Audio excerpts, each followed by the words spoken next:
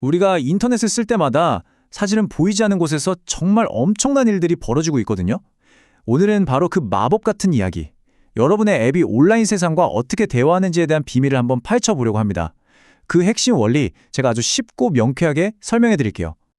자, 한번 상상해 보세요.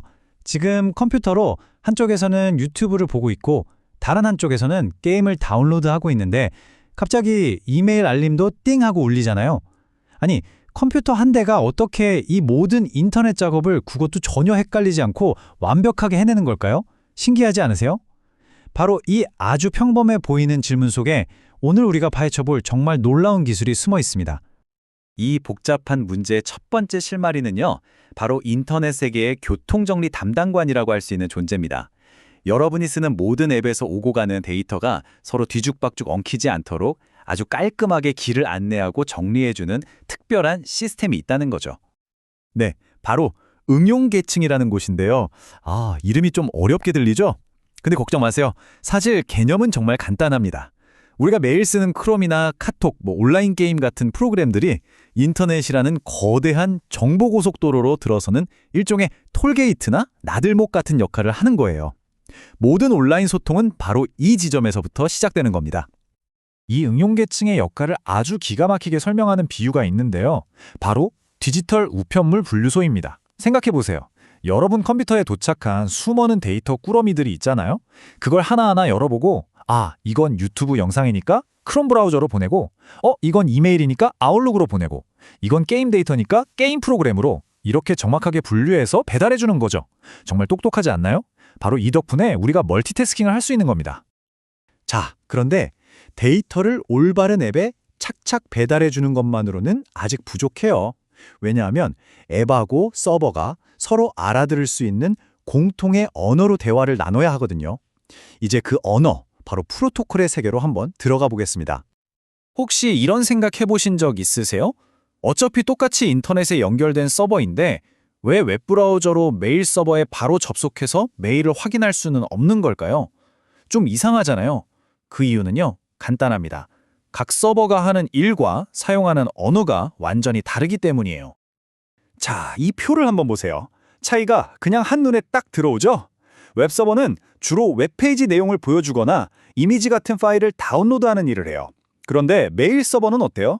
아이디랑 비밀번호를 확인해서 사용자를 인증하고 메일 목록을 쫙 보여주는 등 완전히 다른 종류의 일을 처리하잖아요. 이렇게 하는 일이 다르니까 당연히 사용하는 명령어, 즉 언어도 다를 수밖에 없는 겁니다. 바로 그래서 이렇게 다양한 인터넷 언어, 즉 프로토콜이 존재하는 겁니다. 우리가 웹사이트를 볼 때는 HTTP라는 언어를 쓰고 메일을 보낼 때는 SMTP, 또 받을 때는 IMAP이나 POP3 같은 각자 맡은 역할에 딱 맞는 전문 언어를 사용하는 거죠. 그리고 이 모든 것의 기초가 되는 정말 중요한 또 하나의 언어가 있는데요. 바로 주소를 찾아주는 역할을 하는 DNS입니다. 자, 이제 또 하나의 아주 큰 문제를 해결해 볼 시간입니다. 그게 뭐냐면 우리는 google.com처럼 기억하기 쉬운 웹사이트 주소를 쓰잖아요. 근데 컴퓨터는 이 주소를 도대체 어떻게 알고 찾아가는 걸까요? 여기서 인터넷 전체를 떠받치는 아주 중요한 서비스, 바로 DNS가 등판합니다. DNS가 해결하는 핵심 문제가 바로 이거예요. 보세요. 우리는 www.facebook.com처럼 아주 외우기 쉬운 이름을 사용하잖아요. 하지만 컴퓨터는 이런 이름 전혀 몰라요.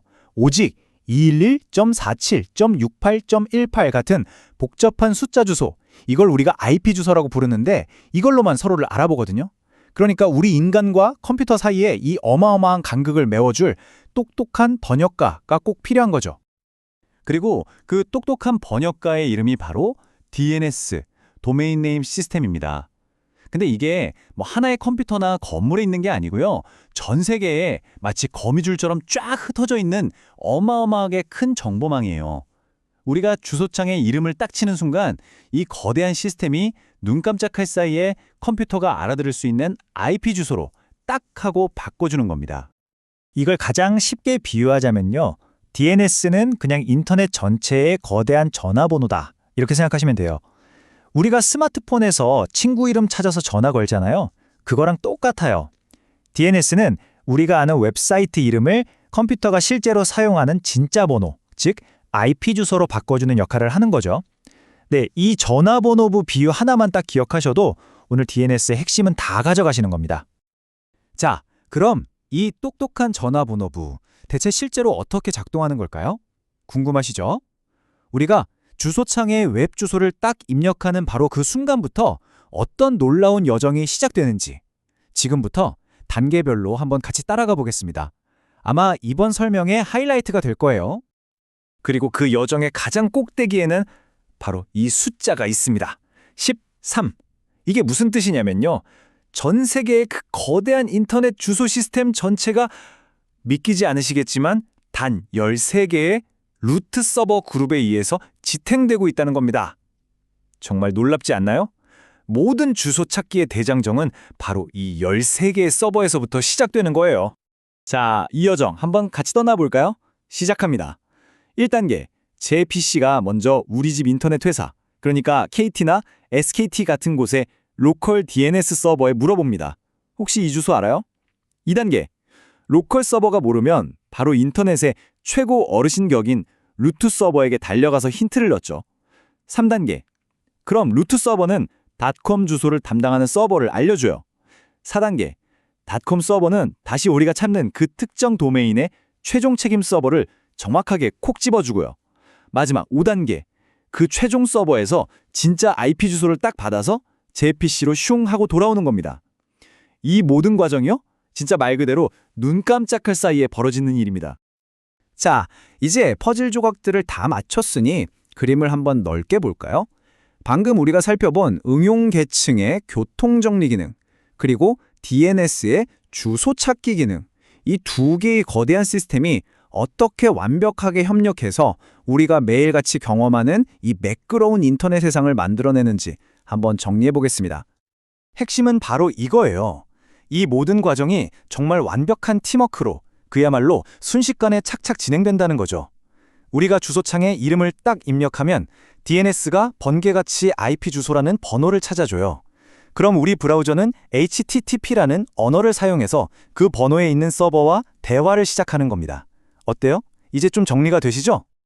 여기 이 말이 DNS의 역할을 정말 정확하게 요약해주고 있어요. DNS는 기반이 되는 프로토콜이다. 다른 응용 프로그램들이 네트워크를 사용하는 데 도움을 준다. 맞습니다. DNS는 자기가 주인공처럼 앞에 나서서 뭔가를 보여주는 게 아니에요.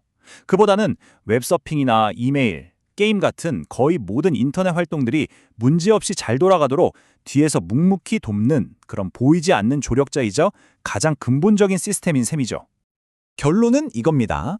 우리가 오늘 살펴본 이 복잡하고 정교한 시스템들은요, 사실 우리 눈에 아예 보이지 않도록 우리가 전혀 신경 쓰지 않도록 설계되었다는 거예요.